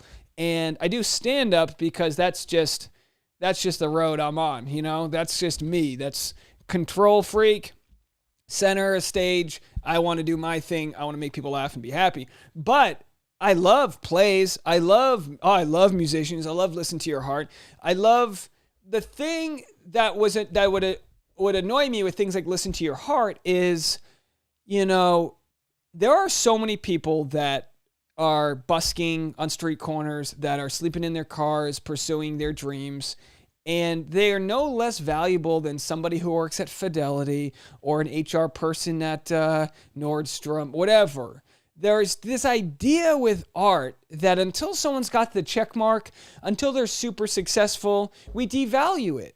We go, oh, that person's a nobody. They haven't gotten this. They don't make money doing it. We're so focused on when I worked in my side job and I would tell people I do stand-up comedy, and they would say oh, what's your plan B? It was just mind-boggling that people would set their limitations on me and what I do. The truth is, in the world we live in, there is no reason whatsoever for everybody to not be pursuing their dreams with vigor. There is no reason, if you want to be a singer, that you can't find a world in which you share your talent.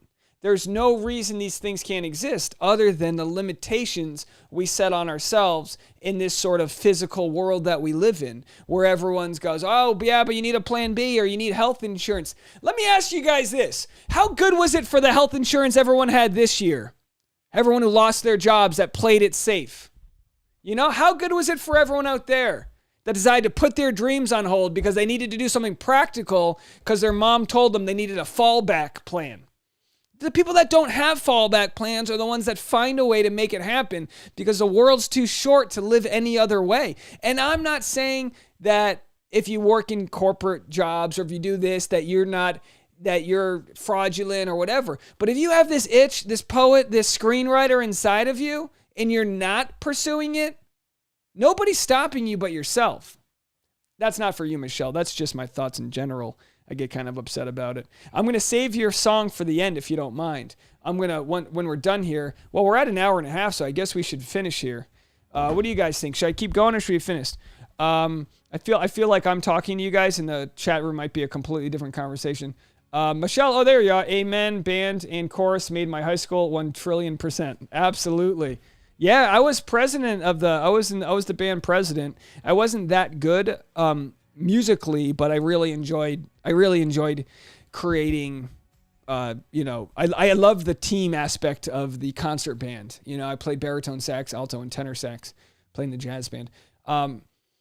So anyway, folks, what else do we got here? What else do we have? I'm just trying to make sure we covered it all. Susan Rich in the house. Good to see you, Susan. Michelle says, amen, Dave. Making your own authentic art is one of the bravest things you can do. My mission is to connect with people and help them feel less alone. Hey, triple amen to that. The hard part with stand-up is that you have to be on stage. You can write all you want, but the performing aspect of it, if you're a pianist, you can just practice your piano 6 hours, feeling motivated. With comedy, you got to get that stage time, which can be so defeating and hard to do, to get that stage time. But, I've been doing it for 10 years. I think I'm finally at the place where getting that tour together and just, practicing what I preach, which is leap in the net will appear, and maybe trying to get, maybe even if I keep it simple and try to get my 6 most popular cities and book like a 99 seat theater venue and see if I can get enough people to show up to do a stand-up show. Not even really, I feel like the Bachelor themed stand-up show, maybe if there's local Bachelor alumni in the area, say I'm in Colorado and Blake's there. Oh, Blake, come for a Q&A. But like the feature would really just be live stand-up comedians telling jokes that would have to either do with Bachelor or be, synonymous with date night. So I think that might be something. Once this year's over, I'm going to have to reckon with the ability to make that happen. And that's why I've been collecting emails on my email list and all that jazz. Leah says she loves working for herself. I mean, what a positive gift you can give your family that you've had the ability to transition into working for yourself. I think we mentioned this before, but not having to deal with like bosses and asking. I tell us to Tasha, like, how amazing is it that we don't have to, ask a boss if we can take time off or something like that. Let's see if there's anything we missed here. I got a couple more voicemails. Let me bang these out while I read some of your comments. Hey, this is Christina calling from San Diego, California. I really enjoy your content, I wanted to say. I also wanted to speak about Reality Steve. I think his first apology to Demi was really inadequate. He put it on her, like, I'm sorry you feel that way, versus I'm sorry for the actions I caused, or things like that. So I just think that both of his apologies were completely inadequate, and sorry.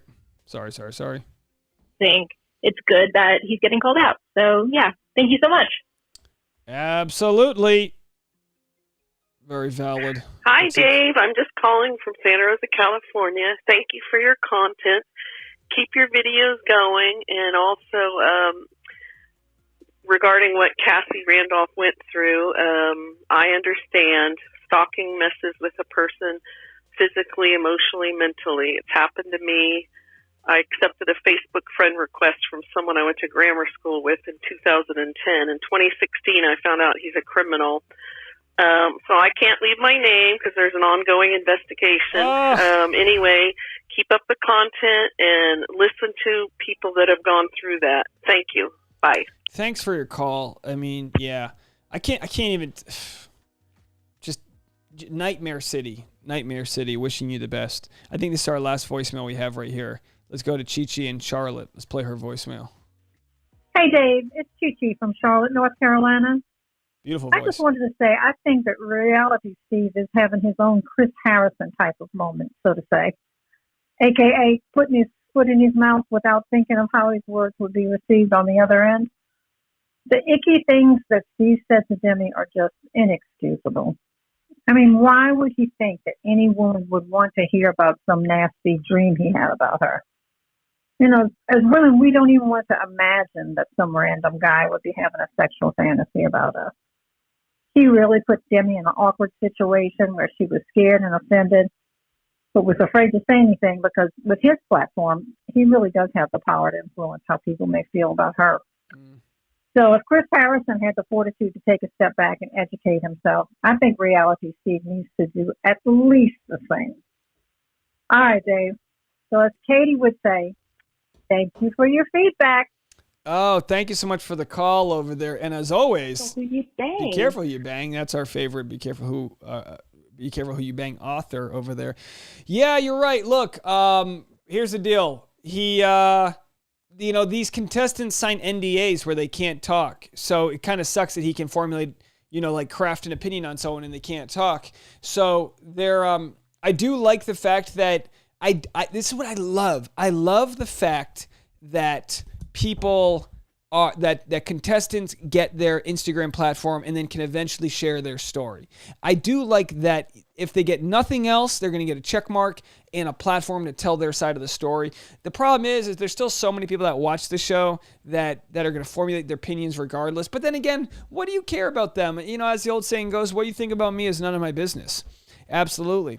we had somebody leave a comment saying that they're in a musical theater, and I don't know if I can find the comment here, but just saying that like people, musical theater obviously doesn't pay much in certain avenues, and there's a lot of here's your comment. I'm a musical theater gal, and it's really hard hearing people say that I won't ever go anywhere with that. Not that I want to, but I enjoy doing it. Who says I can't do what I'm passionate about?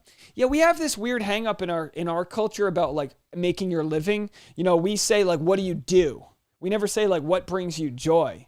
So I see this when I go home to both my family and Tasha's family. We love our families, but like we go, we live in Los Angeles where everyone's got some crazy, it's like, you're a composer, that guy's a graphic designer, I'm a comic, she does, we've all got kind of random yet enriching pursuits. And then we'll go sometimes get stuck in these conversations with people that's like, well, I've been working at the old brokerage for 3 years and I'm about to get out. It's like, boring. And don't get me wrong, you might love your job and what you do and it gives you crazy stability and all that jazz. But to someone like me, that's like just caging up the old big cat there. You want to let him free. And that's how I feel, at least. And I know what people say. There's so many people that go, well, yeah, but like, I had a good friend who growing up, and she married this guy and he was in a band, and she was like, all right, but like band time's over. And it's like, well, why though? Why? What's wrong with being a musician? Like, if you truly love what you do, usually that authenticity can ring into an audience and a following. So anyway, GJ, yep, you're right. Washington, D.C., we're going to come to some hot spots. I'm going to just, like I said, with a 99-seat theater for stand-up comedy, small, intimate crowds are always better. You feel like you're at a once-in-a-lifetime experience. And I love the small, intimate crowds. And then 99-seat theater, usually if you're booking a tour, even if you only sell 40 tickets, that's enough to cover flights. And then usually like people show up on the day and you get walk-ins. But if you can half sell out these venues with pre-sales, there's no reason not to go and do it. So when the world reopens and all that, my only hope right now, I told this to L-Dog, what my, talking live stream, we talk about the business, my plans are just to keep on growing in size to the point where I can put up a link to the shows that I'll have, know that they're either going to sell out or sell enough that I can then say, all right, Katie Thurston, we're going to be doing a show in Seattle. I want you to come on and we'll do a Q&A together. You can share your stories. She's already said she would do it. I'm going to hold her to it. I got the screen grabbed. And then other people that that are interesting Bachelor contestants, have them be a part of it and just kind of make it something where I don't think that really exists out there. But in the meantime, the only thing I can do right now as the world's still opening back up is continue to grab as many new subs as possible so I can make that happen. So that's what I'm trying to do. Yeah, Van Slamma, pursue what you love. Absolutely. Because we're smart people. You and I, we're smart people. We can tell and feel when our loved ones aren't living the authentic life they want. You build resistance, you build resentment, this exoskeleton of like, oh, I wish I did this growing up. I have some people close to my family that look at what I do and I can see them sort of yearning for the opportunity to live a life that's on their own terms that they never got. And like I say, it's never too late. You can always find enough time in the day if you want to get into blogging or learn piano or even sing Les Miserables. There's plenty of time in the day. A lot of times with resistance, I always speak about the war of art, not the art of war, the war of art. And the resistance is this energy that exists around us that keeps us from pursuing things that we love. It keeps us from cleaning out the closet. It keeps us from doing very important things. I wrote an article about the resistance of proposing. Why it was such an important deal to me to propose that I actually delayed it for a while because I didn't know how to make it perfect. So, perfection paralysis, perfection is the enemy of good. All these sayings go back and forth. But the reality is, like for me to start my vlog channel, I had to say, look, I'm going to do a vlog every week. By telling you guys, I know I'm going to hold myself to that standard and be like, look, I promised you this. I'm going to make it happen. Now, I know I've dropped the ball on the newsletter. I'm going to be getting that going. Like I said, I have a proper reason. But for the vlog, something I can control, I'm going to dive into that and make that happen. And then the hardest part about editing the vlog is turning the laptop on and importing the footage. That's the hardest part. Once you start working on it, it's good. But we've all been there with our Sunday night science fair project we haven't started yet, and you're just running around like crazy. We resist the things in life that mean a lot to us, whether it's important things or personal passions. If you haven't read The War of Art, please read it. Go check out my podcast. I talk about it all the time. But once you can see the actual invisible resistance that's stopping us from pursuing what we love, you can laugh at it and go, not today, not today. Alrighty. Yeah, Leah, that's right. Little steps along the ladder. Let's see. Oh, we got some music here. Too many people measure success about money and other things, but they are miserable. If you pursue what you love, then the rest will fall into place. You know, I have to say this, and this isn't like as a pat on my own back, but you know, my good friend Patsy called me and she was like, Dave, you know, she was like, I watch your YouTube live stream and the person you are on your live stream is exactly who I know as a close friend. And that means a lot to me, but it's like, to me, it's like obvious. Like, why would I put on a front? Like I'm trying to just be me. But there is something that rings true when you do find out what your voice is. I struggle with that with stand-up. It's so hard to find your voice in stand-up comedy because there's you learn to imitate others and then you learn to kind of put your own twist on it. And with comedy, with pursuing whatever my form of storytelling is, there is a little dance to that, to figuring out what works and kind of operating within that zone of excellence. I say that thinking about myself being like, yeah, what an idiot calling what I do a zone of excellence. But you know, I'm hitting around, pushing buttons. Like, this is me. This is what I like to do. This is my brain. Yeah, Patsy's great. Patsy's releasing some new YouTube content, so we're going to be promoting her pretty soon. What is my podcast? So my podcast is called The SAP. It's short for Sex Actually Podcast. I've got an episode going out tomorrow. It's absolutely free. I've got 436 plus episodes on Instagram or whatever, 5-star reviews. There's me holding up the stereo. Tasha's got headphones on. That's the whole idea. Me begging for her love and her being oblivious. That's our relationship. She knows it. So this last episode, I talked about upgrading to a better quality of living. As you guys know, we've kind of made some big leaps and bounds this year. I had my friend Caitlin Mimi on. We talked a lot about Bachelor on this episode. She's getting into, I love Caitlin. She's a Canadian who was on the TV show, what's it called? Trailer Park Boys. And she's getting into like professional female wrestling, the Glow wrestling. Just got The War of Art on Audible. Dave, you should share the link in your videos to your favorite books. Amazon affiliate links we will support. Oh, I've got so many. Yeah, absolutely. I've got so many. That's another great anthem speech. Yeah, I didn't get the anthem speeches in today. L-Dog, you're too kind. I'm just a normal person, L-Dog. People are going to think I'm paying you to just say nice things about me. So that's the podcast. It's just called The SAP.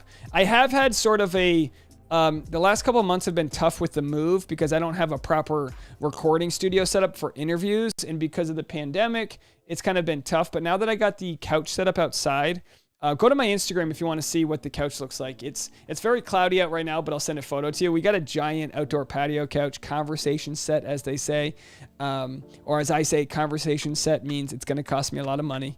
But I think we'll be podcasting out there. And I've done it every week for 6 years, and people don't know me from it, and it's really hard to grow my following on there. But there was a time we were a top 100 comedy interviews podcast. We obviously talk about relationships, but we also talk about a little bit about Bachelor, and just we use the show as a jumping off point to discussing our own relationships, and it has been the closest thing to marriage therapy as Tasha and I are able to get sort of resentments off our chest and talk things out in a way that is helpful because we're not trying to come off like we're blaming each other. We have a very judicial process to it in a loving and fun way, but it really has been helpful. So Michelle says, my song Sing Above is about multiple sclerosis in case anyone had wondered, but I wrote it in a way everyone can relate. Thank you for playing it at the end. You've made my year and more. Of course, Michelle. So I'm going to play that. I'm getting out of here in a second. Oh, geez. Yeah, we're almost at 2 hours. I've just been going because Tasha had to work late, so I figured I would just keep talking. Dave is truly a gem in denim. Let me make sure I don't have any other voicemails before we get out of here. All right. Oh, Susan, of course, our good friend Susan. And hey, Dave. Susan, by the way, are you Do you still have any pizzas up there? Because I'm driving up tomorrow if you're around. Hey, Dave, it's Susan. Oh, I lost you. Hold on, I hit something. Hey, Dave, it's Susan in Washington. You're talking about your tour. I just realized recently I have some gay neighbors who own a bar in Seattle that they've had for many, many, many years. And anyway, I just want to throw that out there. I can do some research. And of course, we've got Katie. But anyway, just want to let you know, and you're doing great. It's always good to see you. You're distracting me from my new job, but I love it. Thanks. Bye. Thanks, Susan. Yeah, let me know the venue. I mean, my goal, my true goal is to, like, now that we're about to hit 30,000, I wanted to end, once I saw the initial growth, a lot of people were saying, all right, Dave, you hit 25,000 so fast, you're going to hit 100,000 by July. And then once you see how it works, like the off season really does slow down, and I've worked really hard, and you guys have been so supportive to, like, sort of create content out of nothing. I made a video today about Tiger King, you know what I mean?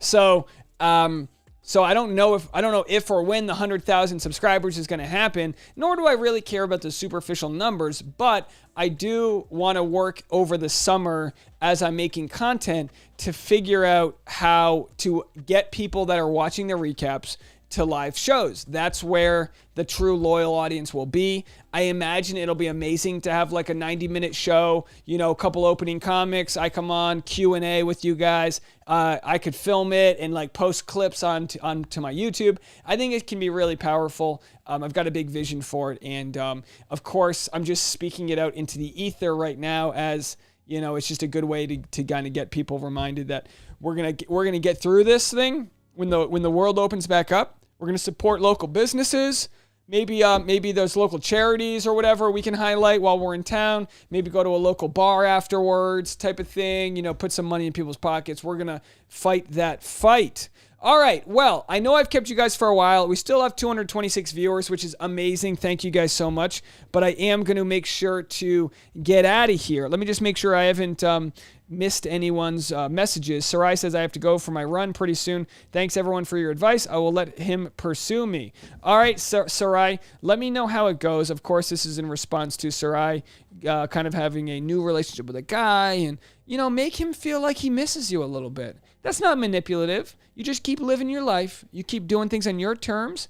And if you're not official with a guy, it's always good to just kind of keep meeting new people, because sometimes by taking the pressure off of this relationship, you might meet the next guy who's your real match, and it's better off for you because you weren't too focused on finding this or finding that. So just let life come to you. Keep sharing that love. You're a super positive person, and if it's meant to be, he's going to fight for you. And if it's not meant to be, just listen to that and just keep pursuing it. So I always appreciate your updates, and thank you so much for being so open with us. It's been very nice to hear you share your thoughts. Janine Roberts, thank you so much. Speaking into being, $5, absolutely. Yeah, and it's not like something crazy, like, the stand-up comedy, it's like, depending on the venue, a lot of these places you buy the venue and, it might cost you X amount for the venue, and then you just, like, I just sort of have to, leap in the net will appear. Assume people are going to show up. Then when it comes time to selling tickets, pay my local comics, whatever can get my flight out there. I don't even think I want to do it where it's a question of whether or not it'll turn a profit. I want to do it in a way that feels like it's going to be professional, and I'll just keep building my Rolodex of different comedy scenes around the country. And maybe it'll just be an ongoing thing. So it might start off as a tour, like I'll do 6 cities, but then maybe it'll be like wherever I can fill the market. Then I'll just come in directly for shows for those as well. So anyway, everyone have a great one. Thank you so much, Leah, for calling in. It was really nice to hear from you.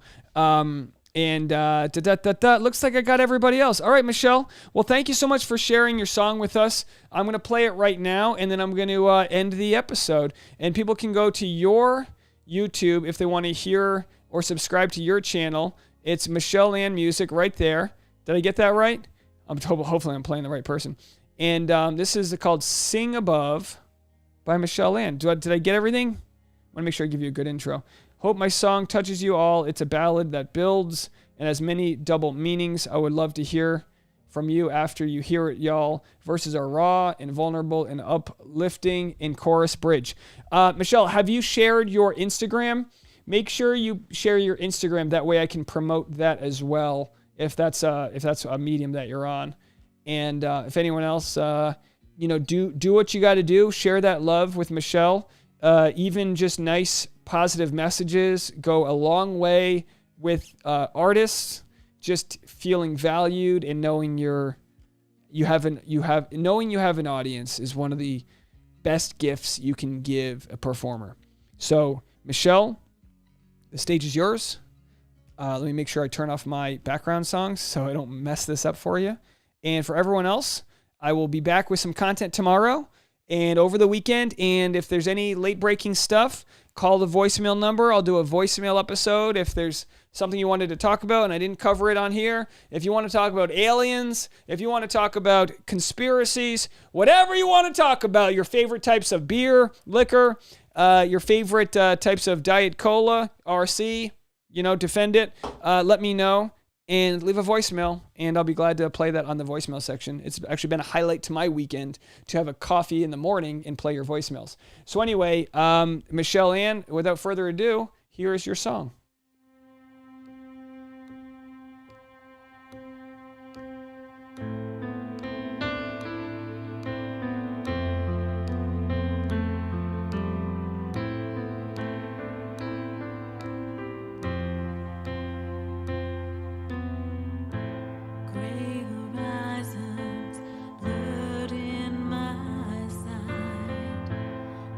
In the paradox, numbness.